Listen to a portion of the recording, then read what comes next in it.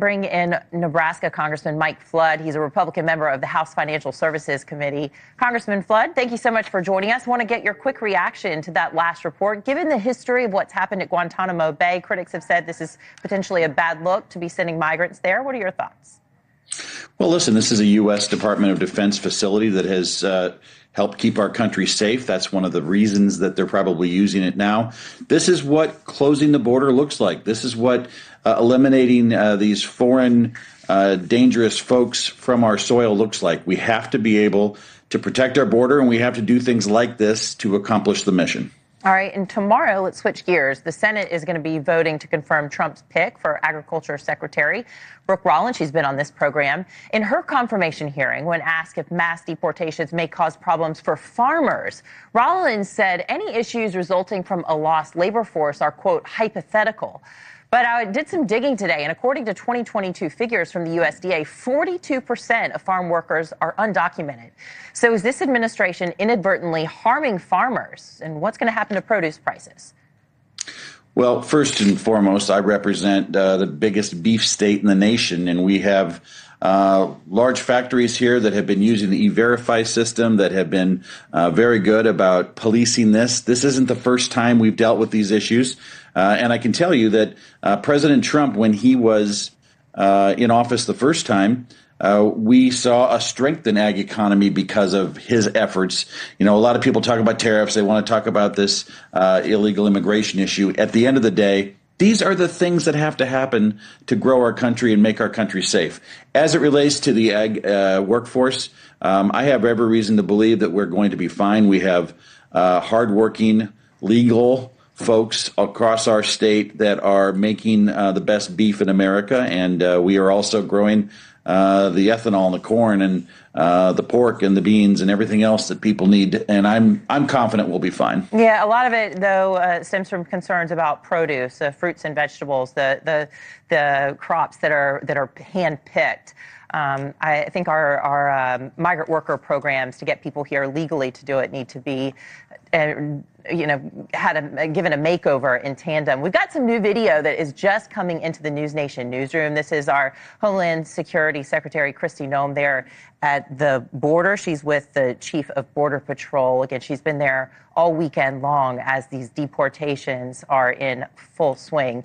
Trump is escalating his tariff war as part of this border crackdown. Congressman, Mexico and Canada will have a 25% tax on imported goods, and China an additional 10%, all set to take effect on Tuesday. It's all in an effort, as we know, to stem the flow of fentanyl into the U.S. is one of Trump's biggest arguments for doing all of this. And Canadian Prime Minister Justin Trudeau is vowing Canada will retaliate. Let's go ahead and take a listen.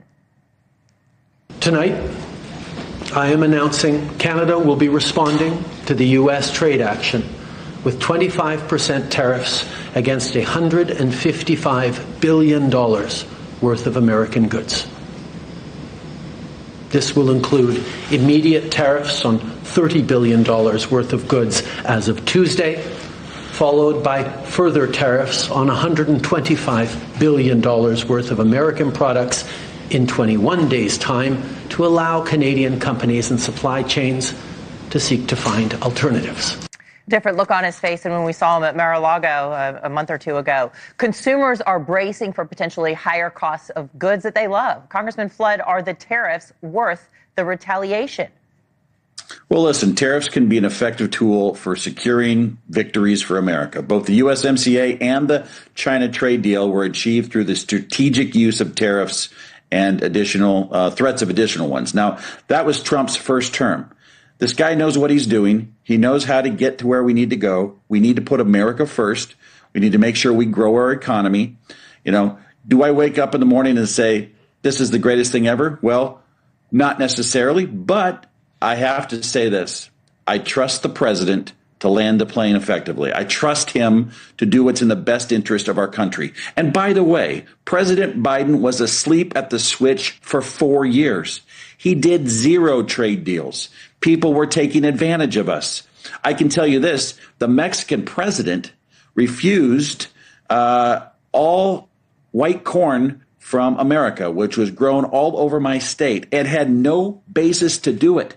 Joe Biden wouldn't even stand up and go to bat for Nebraska farmers. At the end of the day, I have to believe that President Trump is doing the right thing, and he will get us better trade deals that will protect Americans. And, oh, by the way, help us build our own supply chain here in the United States so that we're not so dependent on countries like China. Yep, same goes for our nation's food supply. It's a national security concern if we are dependent on all these other nations and not our own farmers. So we have got to look out for them. They are the backbone of the American economy in a lot of ways and just the way we live our life. I asked Trump's former chief of staff, Mick Mulvaney, earlier whether these tariffs are a good idea. Let's take a listen. I'll let you react. I get it, for example, when it comes to Mexico. We don't like the fact that Mexico, what they're doing and contributing to the illegal immigration crisis here. We don't like what's happening with fentanyl crossing the border. They've lost control of the northern parts of their country along the border. I get all of that. And if tariffs are a means to get leverage over Mexico to get them to do things that we like, that's great. I'm really not sure what the disagreement is with Canada right now. Yeah, we have a minor border issue with them, maybe a little bit of drugs, but I can't imagine you put Mexico and Canada in the same category. Yeah, so why are they in the same category? We know this is all an effort to crack down on the border, but Trump ran on bringing down our bills, too. Can you guarantee Americans aren't going to see prices go up? Well, at the end of the day, these tariffs are 1 day old. I have every reason to believe that President Trump has the undivided attention of our Canadian, our Mexican, and our Chinese counterparts. I have complete faith in the White House and the Treasury Secretary and a very supportive House majority that we are going to guide America through this time. And just like during the first Trump administration, prices were low. Trade deals were better, and people didn't take advantage of America. This is 24 hours in. I can only imagine there's a lot of negotiating that's going to happen in the next coming, week, 10 days. I think you'll be surprised to see what the president can do. Okay. Well, they're all set to take effect on Tuesday, and our reporter Alicia Nieves is going to be diving deeper into this in just a few minutes. So viewers at home, stay with us. Nebraska Republican Congressman Mike Flood, we appreciate your time. Thank you so much. Thanks for having me. All right, everybody, we're following